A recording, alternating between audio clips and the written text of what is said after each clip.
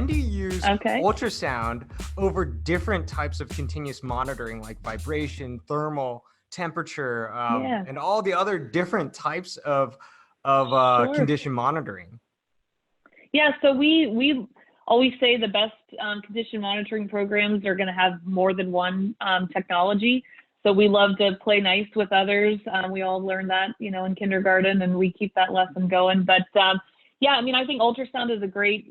All the technologies complement one another very well. There are times where ultrasound, would be a great first indicator of a potential failure. So on that P to F curve, in regards to rotating equipment, you're going to find those anomalies or those early failures with bearings just a little bit sooner than some of the other technologies. But it's a great way to pinpoint where an issue is and then come in with your vibration and do an even deeper analysis on what the actual issue is, if it's not just lubrication related.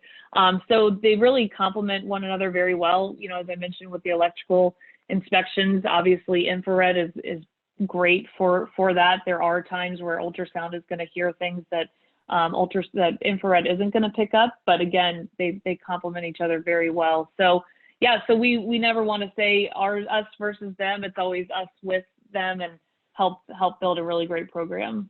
So That's yeah. awesome. So what it sounds like is ultrasound's a good first stab to help identify problems, and then you layer in additional condition-based monitoring techniques to help get even more clarity, fidelity into what the problem Yep. is.